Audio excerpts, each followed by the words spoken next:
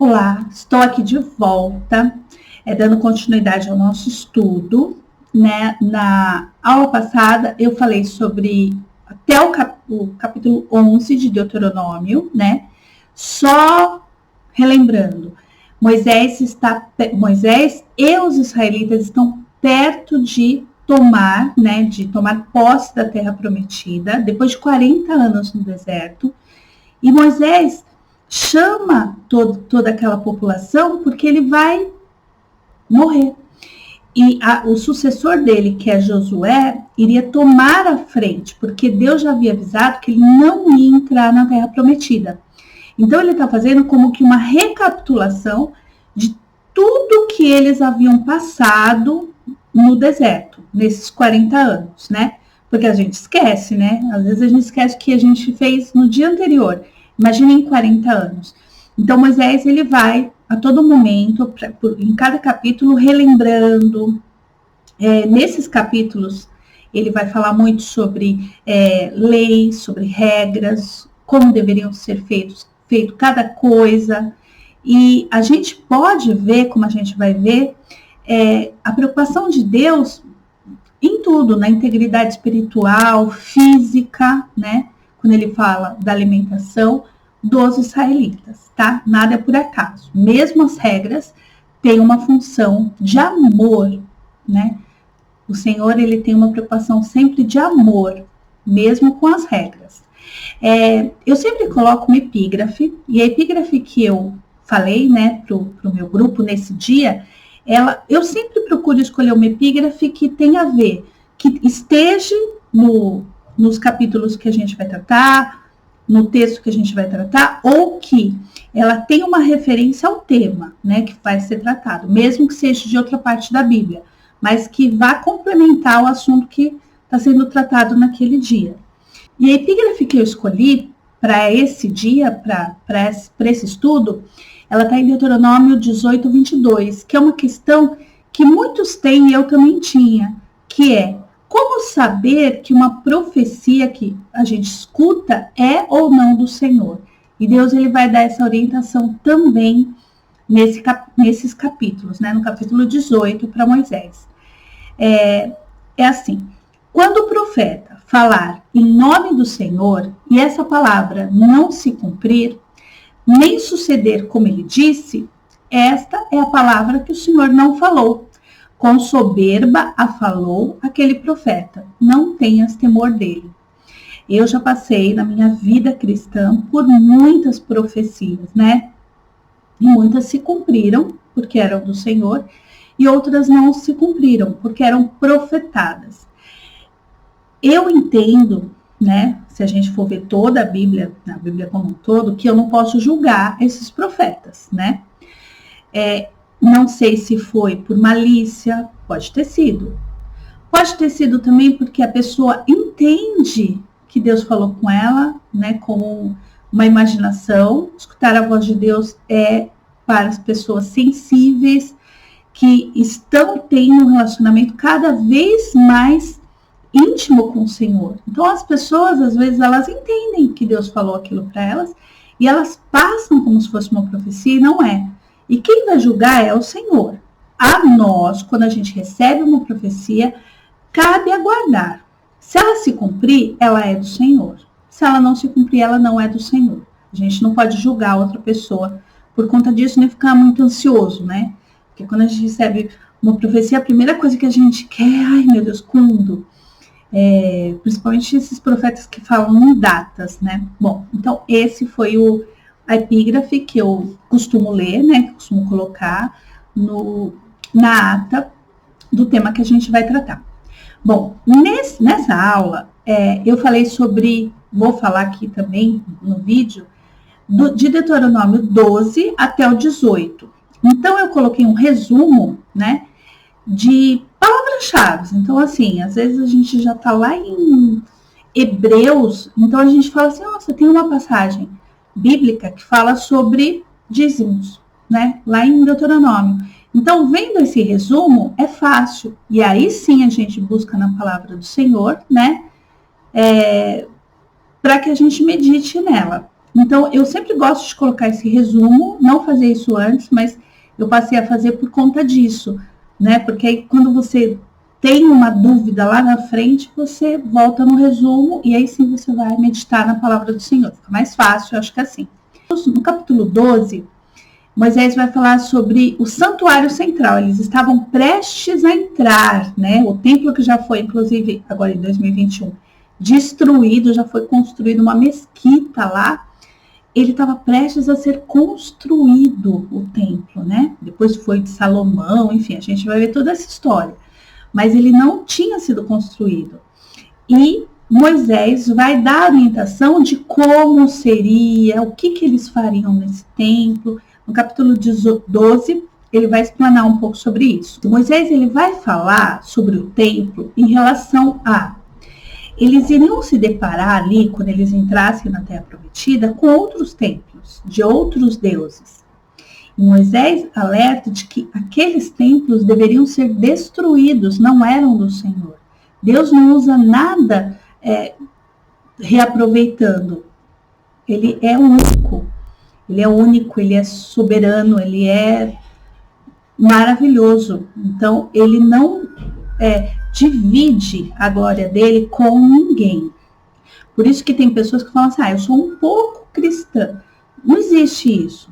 Deus ele não quer uma parte de nós, ele quer o 100%. Se não for 100%, ele não quer. Por isso que tem aquela passagem que fala dos mornos, né? Se a gente for frio ou se a gente for quente. Mas morno, a gente vomita. A gente não. A gente também vomita, né? Porque se a gente tomar uma água morna, ela provoca o vômito. Assim é com o Senhor. Então, Deus não quer nada pela metade. Todos os templos que existiam ali deveriam ser destruídos. Assim como os altares a outros deuses. Eu vou reaproveitar este altar para o Senhor. Não. Deus iria dizer aonde era para ser construído o templo. E todos aqueles outros deveriam ser destruídos.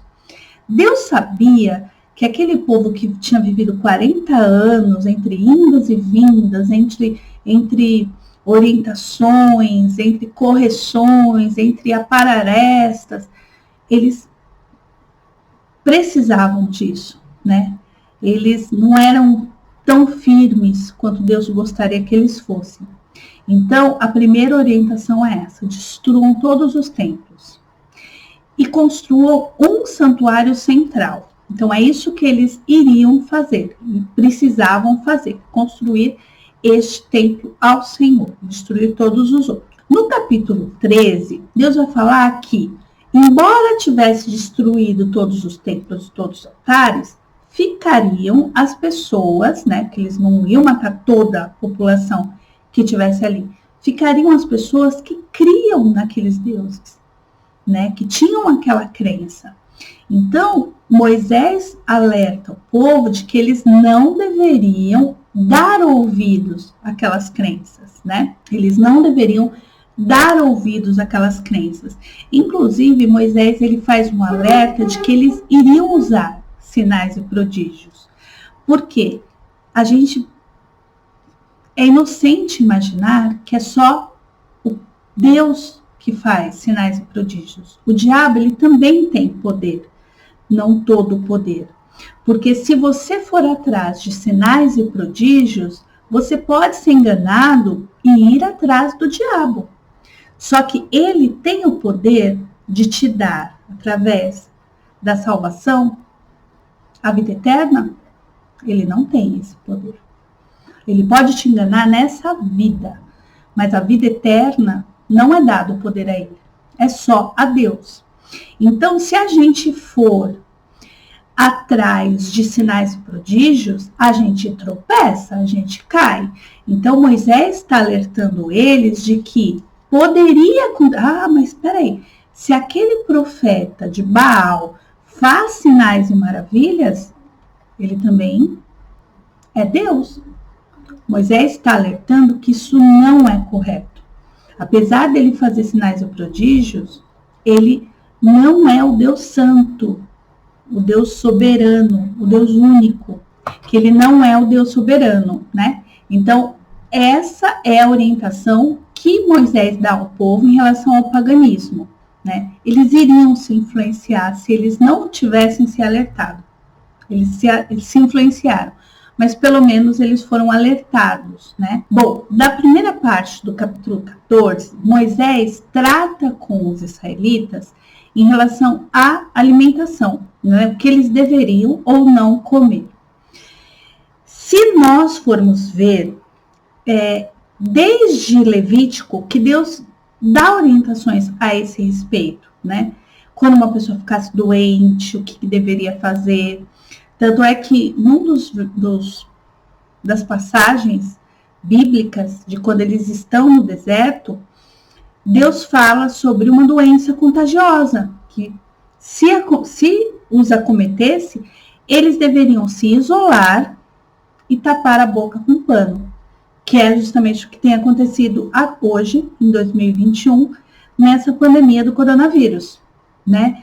Então, eles estão, e olha que nós hoje temos toda a ciência a nosso favor, médicos, hospitais, aquele povo no deserto não tinha. E eles precisavam de orientações para que eles não adoecessem, não tivessem problemas. Então, algumas regras que Deus nos dá, por mais que a gente não goste de seguir regras, é para o nosso bem, como eu já havia falado, né? Outra coisa, por exemplo, nós ouvimos falar no coronavírus que pode ter sido disseminado através de alimentação de morcegos, né? Que são alimentos que não devem ser comidos, né? E acaba nos trazendo problemas de saúde.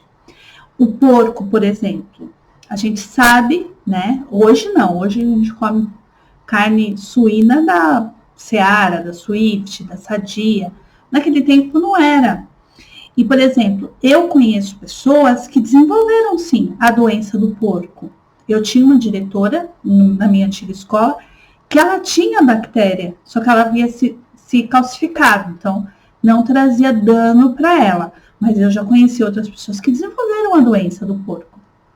Então, a preocupação de Deus naquela época era preservar a saúde, a integridade física dos israelitas, né? Não era nada por mal. Quando Deus nos manda hoje evitar o consumo de álcool, se eu for perguntar para um médico ateu, ele vai falar a mesma coisa, né? Então, Deus, às vezes, ele nos dá regras que, às vezes, a pessoa fala assim, mas isso vai fazer eu perder a salvação? Não, mas vai fazer com que você tenha uma vida mais plena, né? Então, todas as orientações de Deus, apesar da gente não seguir, é para o nosso bem, tá? Então, em relação à alimentação, era isso. Deus estava falando sobre não se alimentar, porque isso poderia trazer problemas para eles próprios, tá? Na segunda parte do capítulo 14, Moisés vai falar sobre os dízimos, como deveria ser feito esses dízimos. Na travessia do deserto já foi falado sobre dízimos, haviam momentos que eles pediam ouro para fazer alguma coisa, pediam ferro para fazer outra coisa. Moisés já está orientando o povo de que os dízimos iriam continuar e que todos eles, né, os dízimos, deveriam ser levados ao templo do Senhor, né, que não tinha ainda um local determinado, porque eles ainda não tinham entrado na Terra Prometida, mas que Deus iria orientá-los a construir esse templo e que era naquele lugar que esses dízimos deveriam ser levados. Inclusive, Moisés, ele orienta de que se esse templo onde Deus falasse, né, que ia ser construído em determinado local, fosse longe da habitação de algum israelita, ele deveria vender aquela parte do dízimo, né, vender a colheita, uns 10% de tudo que ele tivesse produzido, pegar o dinheiro, levar para perto do local onde fosse o templo, onde fosse construído o templo, e lá comprar novamente o que ele quisesse, o que fosse da vontade dele, e entregasse no templo, né? E que ele não deveria esquecer, os israelitas não deveriam esquecer os levitas, porque os levitas, eles trabalhavam durante todo, a gente viu, né? Todo o processo de travessia no deserto, eles trabalharam fazendo a obra do Senhor, não receberam a herança nas terras, não receberam assim, né? E que eles deveriam também trazer o sustento aos levitas. A gente vai ver mais para frente também como eles deveriam trazer o sustento para os sacerdotes também, né? Aqueles que trabalhavam na obra do Senhor. Então, o capítulo 14 é esse. No capítulo 15, Deus vai falar sobre como deveria ser as relações entre escravos e donos, né, e senhores dos escravos. A gente sabe que os escravos naquela época não era de raça, como aconteceu bem depois, né, que uma raça que achava que tinha poder escravizava os outros. Eles muitas vezes se davam como escravos, porque ficavam endividados, então não tinham como pagar aquela dívida, então eles se davam como escravos, né? E o que Moisés vai tratar, né, sob orientação do Senhor, no capítulo 15, é justamente essa alforria da dívida que um escravo pudesse ter com seu senhor. Então, depois de 7 anos de trabalho escravo, eles poderiam ganhar a liberdade, eles deveriam ganhar a liberdade. E no capítulo 15 também trata do perdão de dívidas comuns. Então, se alguém devesse alguma coisa para outra pessoa, depois de 7 anos, essa dívida, igual hoje a gente fala, né, caducaria. Não, a pessoa depois de 7 anos não teria pago, então ela não ia mais pagar. Então, essa dívida deveria ser perdoada. Então, no capítulo 15, acontece isso. Deus está se preocupando, né, com problemas futuros, porque iria surtir muita problematização, né, essa coisa da dívida, mais de 7 anos. No capítulo 16, Deus também orienta como eles deveriam festejar as festas que tinham uma simbologia em relação à história deles, né? Em relação à Páscoa, que foi quando eles tiveram o livramento, né, da escravidão, né? Porque eles estavam ali escravos no Egito. Então, eles deveriam levar as festas a sério, de uma forma simbólica, né? Festejá-las com muito respeito e alegria, né? É por isso que muitas vezes as pessoas falam assim, como cristão, a gente deve ou não, por exemplo, comemorar Páscoa, Natal. Eu entendo assim, não sei se é a data certa, não sei, mas se todo mundo, né, todas as pessoas, independente das crenças, ateus ou não ateus, estão comemorando uma data que tem uma simbologia tão grande para mim, quem sou eu para não comemorar?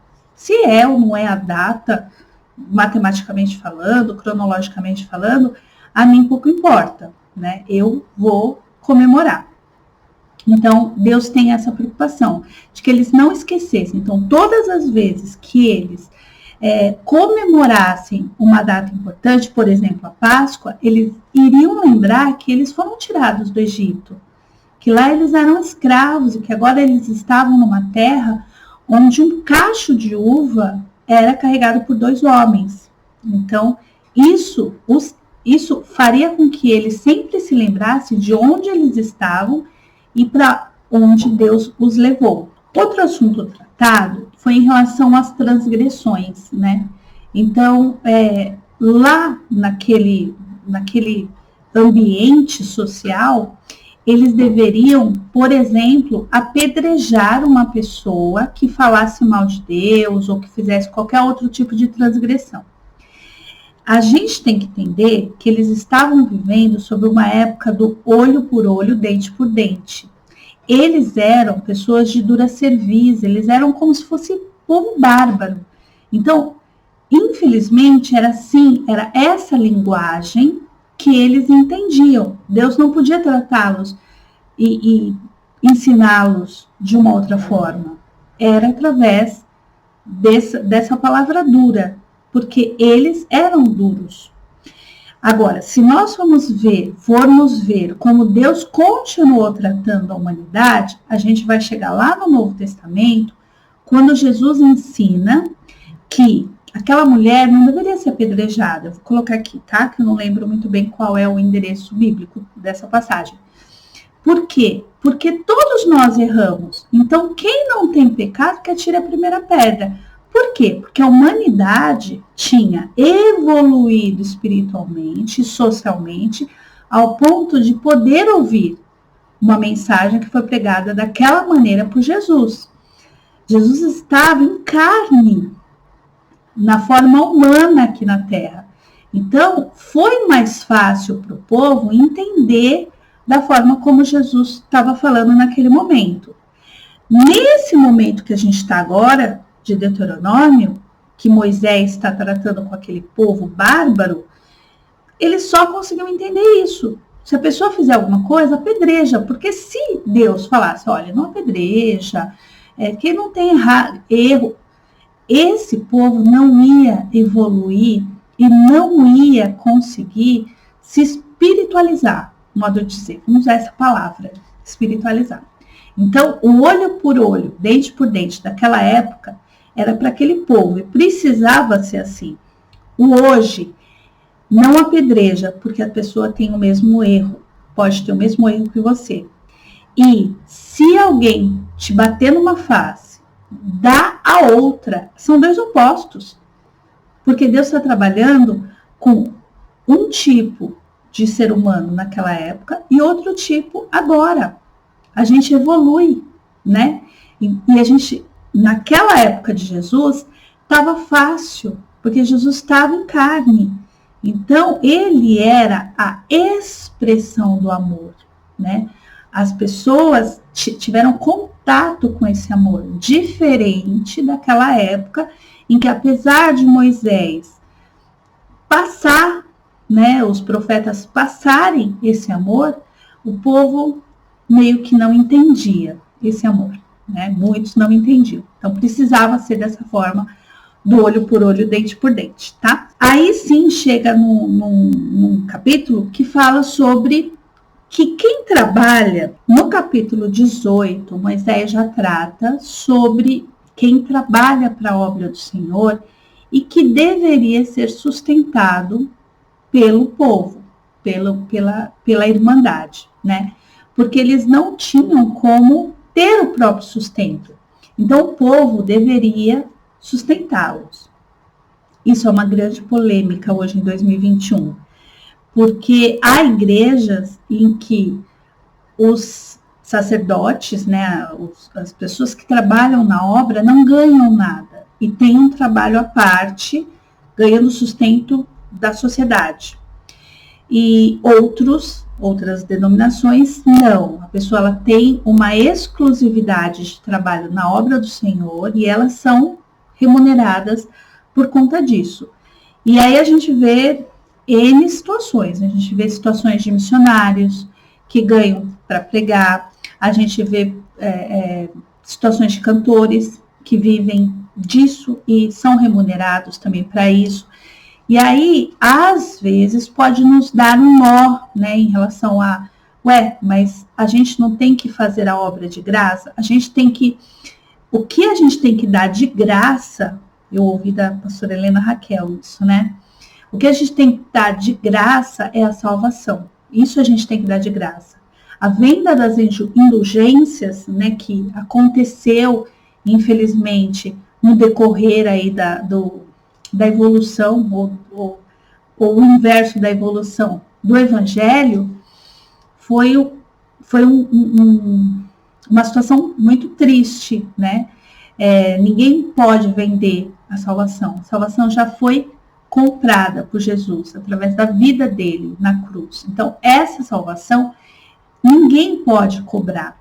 Agora, o trabalho de uma pessoa que faz um curso, esses 2 cursos que eu tenho feito, da pastora Helena Raquel, que fala sobre perdão, e da pastora Camila Barros, que fala sobre o chamado, como tratar o chamado, como se preparar para o chamado, são 2 cursos pagos.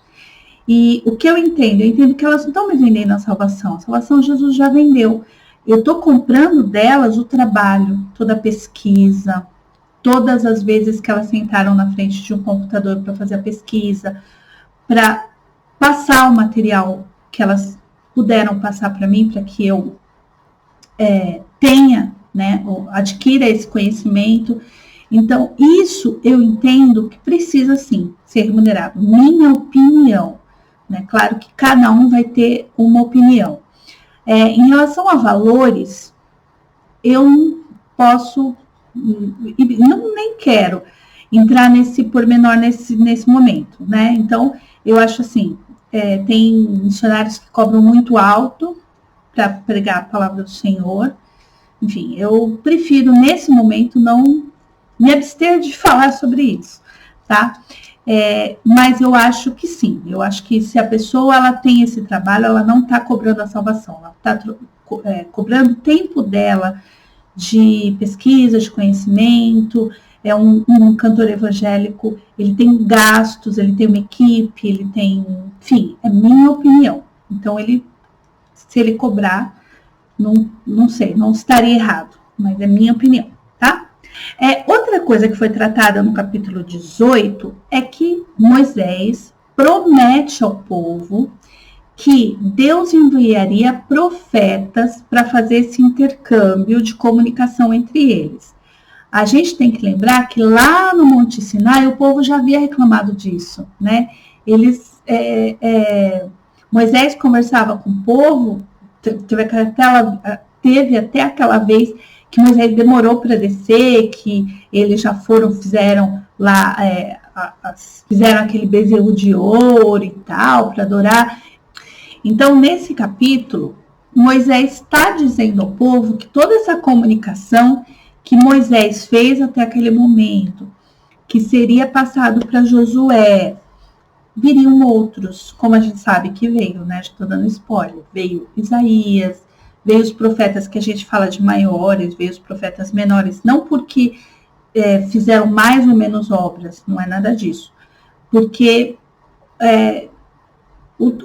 a história registrada, né? Eu acho que tem uma coisa a ver com isso, eu não tenho bem certeza, porque que eles são nomeados de profetas maiores e profetas menores, mas que veio, a gente sabe que veio, Deus não esqueceu que essa comunicação que hoje a gente tem, né, tete a tete, olho no olho, porque o véu se rasgou, naquela época não tinha.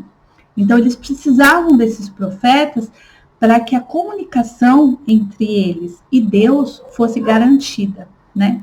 Então, é isso. O capítulo 18, ele termina aqui. Aí, na próxima, a gente continua. Eu desejo tudo de melhor. Espero que vocês... eu expus um pouco, né, das minhas opiniões pessoais nesse vídeo, mas cada um, a interpretação bíblica é algo muito pessoal, principalmente em relação à atualidade, né?